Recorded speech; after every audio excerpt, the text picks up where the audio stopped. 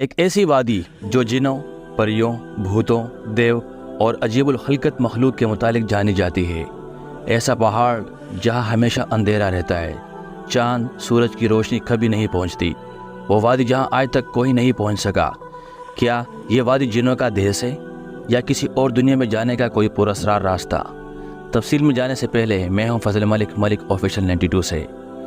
کوہ کاف کا نام سامنے آتے ہی کوئی گمشدہ عربی کہانیاں ذہن میں جاگ اٹھتی ہیں۔ ایسی کہانیاں جو بادشاہوں کی حسین شہزادیوں سے شروع ہو کر جنوں اور پریوں کے قبضے، ہیبتناک لوگوں اور طلسم سے جڑی ہوتی ہیں۔ ایسی کہانیوں کا مرکز عام طور پر یہ ہوتا ہے کہ فلاں ملک کے بادشاہ کے حسین اور نرم و نازک فلاں جن یا دیو نے اغوا کر لیا اور کوہ کاف کے کسی وادی کے تاریک محل میں لے جا کر قید کر دیا۔ اس طرح کی کہانیاں ہندوستان، ایران اور عرب کے افسانوی اور ادبی کتابوں میں اہم مقام رکھتی ہے۔ تحریری شکل میں موجود ہونے کے علاوہ یہ داستانیں سینہ بسینہ روایتوں کی شکل میں منتقل ہوتی ہیں۔ جبل کاف یا کوہ کاف مشرقی وسطی اور عربوں کے مشہور افسانوں میں ایک افسانوی پہاڑی سلسلے کا نام ہے۔ اسلامی روایتوں میں کوہ کاف کو جنوں کا وطن کہا جاتا ہے، جسے خدا نے چمکتے زمرد سے بنایا ہے۔ ایرانی روایتوں کے مطابق یہ علاقہ شمالی کفکاس کے علاقوں میں تھا، جس علاقے کو انسانوں کی کسی حکومت نے بھی قبضہ کرنے سے ناکام رہے، کیونکہ قدیم علم نے ان بلند پہاڑی علاقوں کو اسرار میں ڈھانپ رکھا تھا۔ کوہ کاف دراصل ایک پہاڑی سلسلہ ہے۔ یہ زمین سے دور دراز مقام کہا جاتا ہے، جو داستان میں زرتشت کے زمین اور سیمرغ نامی پرندے کی وجہ سے مشہور ہے۔ کہتے ہیں کہ کوہ کاف سبز زمرد پر مشتمل ہے، جس کے عکس نے آسمان کو سبز رنگ عطا کیا ہے۔ کوہ کاف کو جنوں کا شہر بھی کہا جاتا ہے، جہاں زمانے قدیم میں جنات کی نسلوں نے بہت ساری حکومتیں قائم کی تھی۔ امام قزوینی لکھتے ہیں کہ کوہ کاف کئی علاقوں میں منقسم ہے، جس میں 70 زمینیں چاندی کے ہیں، 70 زمینیں سونے کی ہے اور 70 مشک کی۔ عربی کتابوں کے مطابق کاف پہاڑی سلسلوں میں سب سے اونچا تھا، جو اللہ کی طرف سے زمین کو سہارا دینے کے لیے بنایا گیا تھا، اور اس دنیا میں جتنے بھی پہاڑی سلسلے ہیں وہ زیر زمین کوہ کاف سے جڑے ہیں۔ مشہور صوفی بزرگ جلال الدین رومی رحمۃ اللہ علیہ نے کوہ کاف کا ذکر کچھ یوں کیا ہے کہ طاقتور بادشاہ سکندر ذوالقرنین نے آب حیات کی تلاش میں مشرق کا سفر کیا تھا۔ اس سفر کے دوران آپ کو کوہ کاف تک جا پہنچے تھے۔ جب آپ کوہ کاف پہنچے تو آپ نے دیکھا کہ وہاں فرشتہ اسرافیل قیامت کے دن سور پھونکنے کا انتظار کر رہے ہیں۔ حضرت ابن عباس رضی اللہ تعالیٰ عنہ فرماتے ہیں، رسول اللہ صلی اللہ علیہ وسلم ہمارے پاس تشریف لائے جبکہ ہم مسجد نبوی میں حلقہ بنا کر بیٹھے تھے۔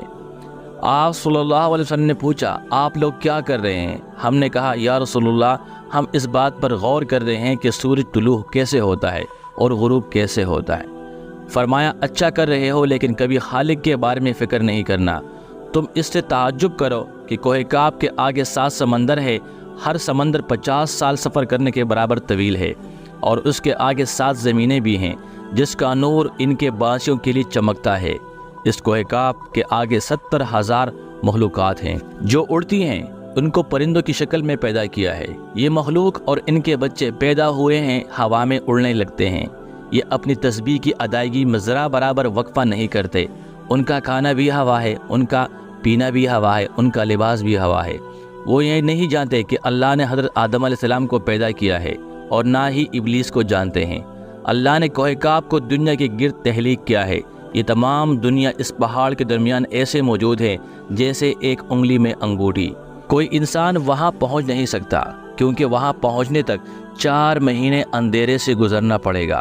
یہ وہ پہاڑ ہے جہاں کوئی سورج نہیں، کوئی چاند نہیں۔ یہاں تک یہ لوگ چاند اور سورج کے بارے میں بھی نہیں جانتے کہ اللہ نے چاند اور سورج کو بھی تخلیق کی ہے۔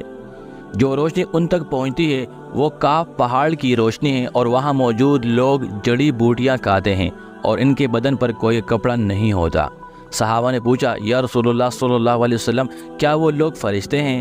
آپ صلی اللہ علیہ وآلہ وسلم نے ارشاد فرمایا، نہیں، وہ فرشتے نہیں، لیکن اللہ سے ان کی فرمانبرداری بالکل فرشتوں کی طرح ہے۔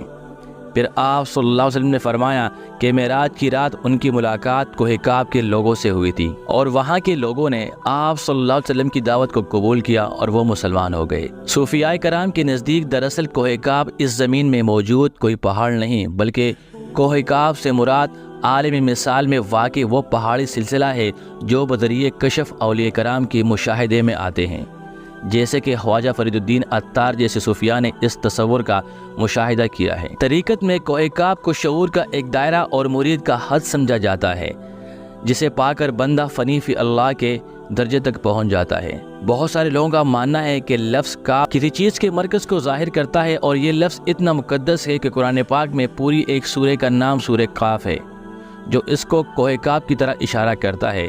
اس سورہ میں اللہ کی وحدانیت، موت اور زندگی کا نظریہ پیش کیا گیا ہے۔ جدید سائنس فزک کی نئی دریافت ڈائمنشن بھی کوہ کاف کو سمجھنے میں آسانی پیدا کر سکتی ہے۔ دراصل فزکس کی جدید تحقیق کے مطابق ہمارے اس کائنات میں کل 11 ڈائمنشن وجود رکھتے ہیں، جب ہم انسان صرف 3 یا 4 ڈائمنشن میں زندگی گزار رہے ہیں، کیونکہ ہم ٹائم اور اسپیس کے قید میں زندگی گزارتے ہیں۔ ان مزید ڈائمنشن میں کتنے ستارے، سیارے اور دنیا آباد ہے، اس کا علم صرف اور صرف اللہ تبارک و تعالیٰ کو ہی ہے۔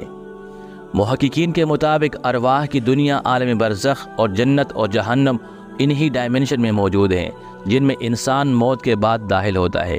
ممکن ہے کہ کوہ کاف انہی ڈائمنشن میں سے کسی ایک ڈائمنشن میں موجود ہو، جہاں نسل انسانی کا قدم رکھنا ناممکن ہے۔